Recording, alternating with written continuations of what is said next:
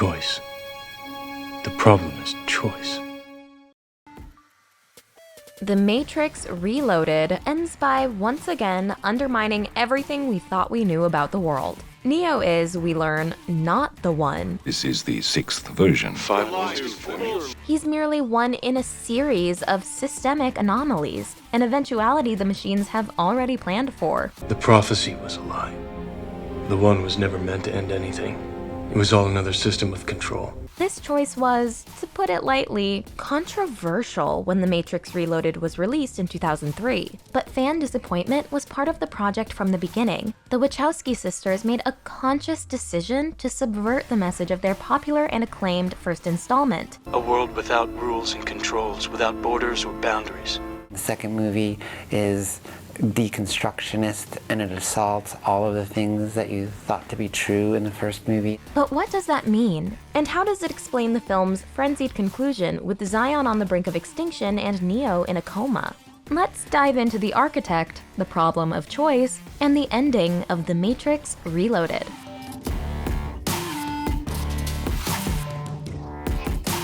You're watching The Take. Thanks for watching, and be sure to share and subscribe.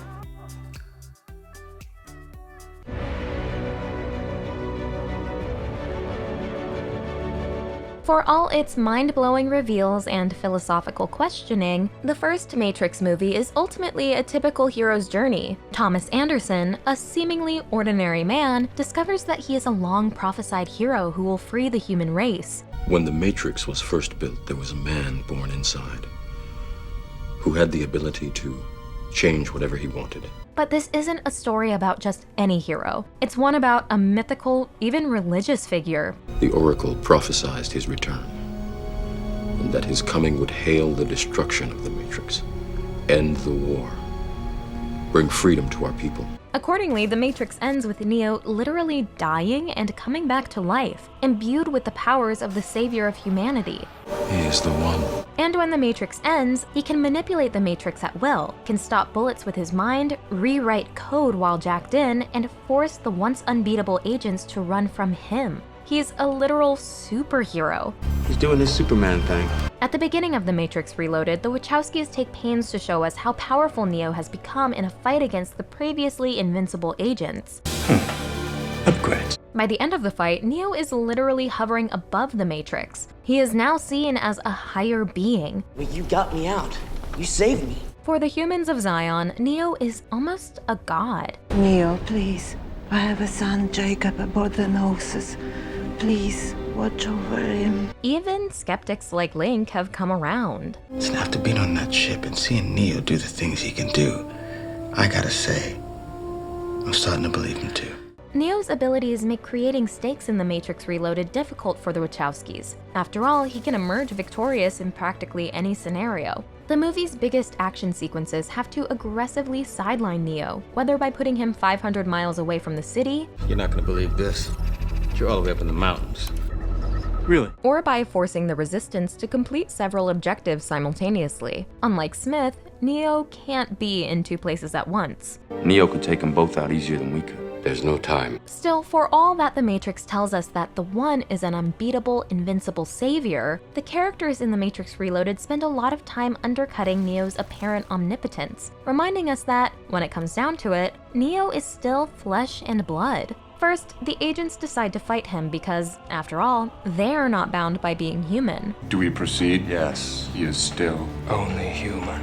When Neo fights the Merovingian's goons, he wins, but he bleeds. You see, he's just a man. And in the biggest single fight of the movie, Neo reaches his limits. Though he manages to fend off hundreds of copies of Smith in an epic brawl, he eventually gets worn down and tired, because that's what happens to human beings. Are you all right? Why does this matter? The Matrix Reloaded ends with Neo confronting a vision he's been having since the beginning of the movie, Trinity dying. Still can't sleep. As Zion leader Counselor Hammond points out, Neo's difficulty sleeping is an indication that he's not become some kind of perfect deity or machine. It's a good sign. Of what? That you are in fact still human. Near the end of The Matrix Reloaded, the two sides of Neo, the invincible, unmovable hero and the anxious, scared human, collide when he's forced to choose between his godlike duties as the One and his personal commitment to Trinity. There are two doors. The door to your right leads to the source and the salvation of Zion. The door to your left leads back to the Matrix, to her and to the end of your species.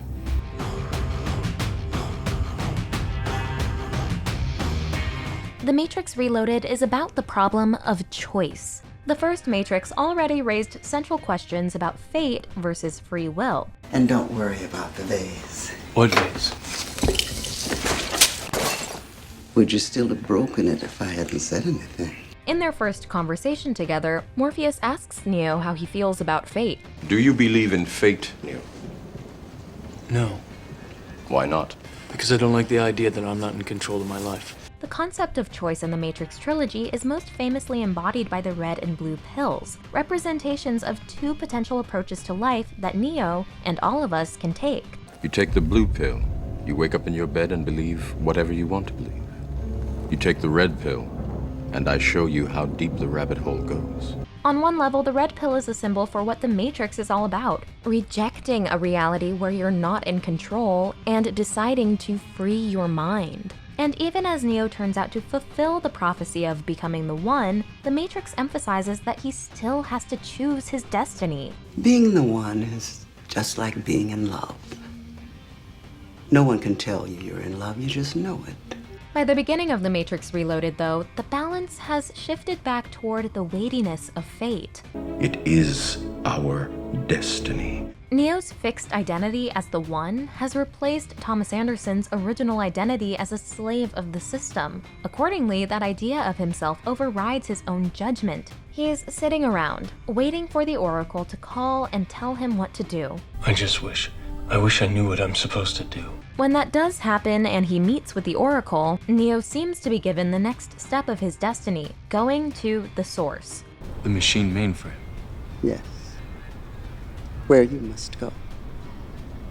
Where the path of the One ends. For much of The Matrix Reloaded, we might expect that this is the natural arc of the film. Neo will make it to the Source, and in doing so, he'll somehow gain the power to end the war between man and machine. And if this were how the movie went, that would pretty much deliver the same uplifting emotional journey of the first film. That's why I have to go. Why? Because I believe in something. Many, if not most of the other characters in The Matrix Reloaded see their fate as being somehow tied to Neo's quest for the Source, and to the destiny they believe he has. It is my purpose. It is the reason I'm here. The same reason we're all here. In the first Matrix, leader Morpheus is driven by faith in the One and the Oracle's prophecy. But in The Matrix Reloaded, we and the other characters double down on his fundamentalism. I believe this night holds for each and every one of us the very meaning of our lives. Even the Oracle, who has set Neo on his path, seems to have placed her faith in him to a greater degree than she already did. You've made a believer out of me. But in committing themselves to their sense of fate, destiny, and purpose, they also commit themselves to seeing the world the same way the movie's villains do. She is going to die, and there is nothing you can do to stop it. Take Smith, whose crusade of trying to homogenize and overtake the entire Matrix comes from his desperate obsession with purpose. There's no escaping reason, no denying purpose, because as we both know, without purpose, we would not exist. Or the Merovingian, who dismisses the possibility of making any choice. Choice is an illusion created between those with power and those without. And believes all things are determined solely by cause and effect. Causality. There is no escape from it. We are forever slaves to it. So the human characters are, we might say, thinking like programs. But that blind faith in destiny which unites the humans and their computerized counterparts crumbles when the architect confronts Neo with his true purpose. You are here because Zion is about to be destroyed. The architect embodies a traditional idea of God. He is an old white man with a beard who built the world, and he spends most of his time watching humans from a distance. His comprehensive, algorithmic knowledge of humanity allows him predictive power that approaches the supernatural. You can't make me do anything. Like, So it's fitting that this godly figure here serves as a representation of external meaning, of the way that people seek purpose from something or someone outside of themselves, something they don't have to choose. Failure to comply with this process will ultimately result in the extinction of the entire human race.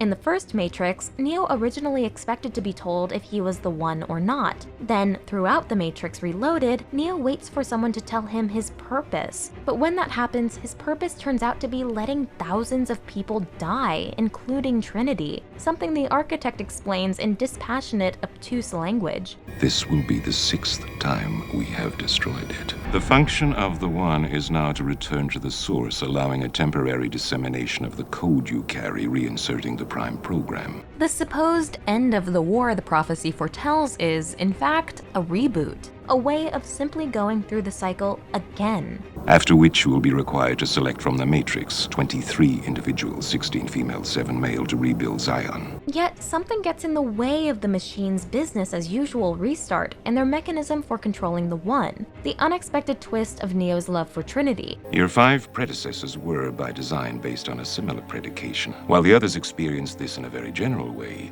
your experience is far more specific, vis-a-vis love. Trinity. Even facing the impending destruction of Zion and the likely extinction of his species, Neo renounces the supposedly rational decision. His love is too strong. So in the end, Neo embraces radical free will. Not only won't he follow his given destiny, but he also rejects the limitations of the choice given to him entirely. As you adequately put, the problem is choice. While the architect presents like an all-powerful god, this overlord is really just part of another, larger system. The architect was created to fulfill a specific purpose by the machines, who were in turn created by modern humans. You are the eventuality of an anomaly which, despite my sincerest efforts, I have been unable to eliminate from what is otherwise a harmony of mathematical precision. So by rejecting this fake god, Neo must grapple with the revelation that there is no source, no central authority or deity that can confer ultimate meaning on his existence. And the purpose he chooses for himself is simply saving Trinity.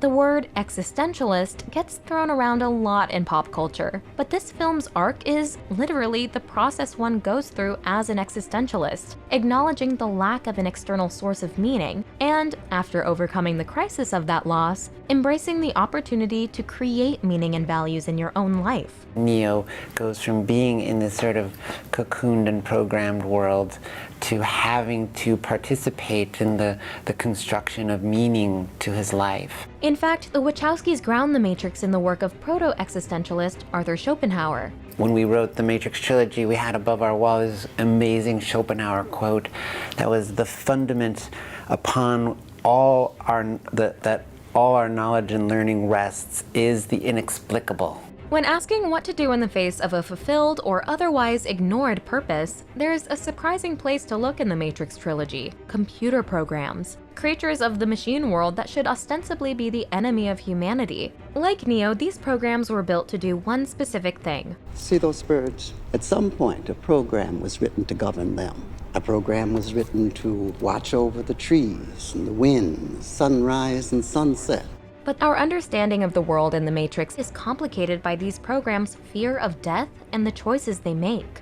Usually, a program chooses exile when it faces deletion. The programs that are visible to humans in the Matrix, programs like Seraph, the Merovingian, and even the Oracle, are those who have consciously chosen to ignore their purpose or who have merely outlived it. Even the Merovingian's bodyguards have, like Neo, lasted longer than they were originally intended. We come from a much older version of the Matrix. But like so many back then, they caused more problems than they solved. My husband saved them because they're notoriously difficult to terminate. These programs have been given a new reason to live by the Merovingian, but absent his leadership, they would be in the same position as Neo, lost, looking for what gives them purpose. Neo emerges from his meeting with the architect determined to have it all his way. Not only does he catch Trinity as she falls through the air, he pulls the bullet out of her, then restarts her heart. I'm not letting go. I can't. It's the same thing Trinity did for Neo back at the end of the first Matrix, and it indicates the Wachowskis' broader perspective on Neo's abilities. The power of the One is less about completing an assigned destiny within the set parameters of a war than it is about ignoring those rules altogether and doing what you want because you want it. I love you too damn much.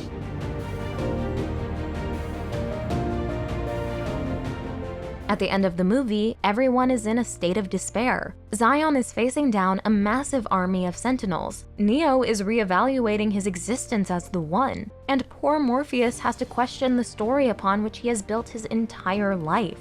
Everything was done as it was supposed to be done. Once the One reaches the source, the war should be over. Eventually, with the destruction of the Nebuchadnezzar, everything Morpheus thought he knew has been taken from him. I had dreamed a dream. But now that dream is gone from me. Now what? If there's another ending comparable to The Matrix Reloaded's, it might just be that of Angel, the spin-off of Buffy the Vampire Slayer. The series ends with Angel's assembled crew, full of characters who have rejected their original purposes, choosing to continue to fight for good and justice, even in the face of overwhelming odds. And in terms of a plan, we fight.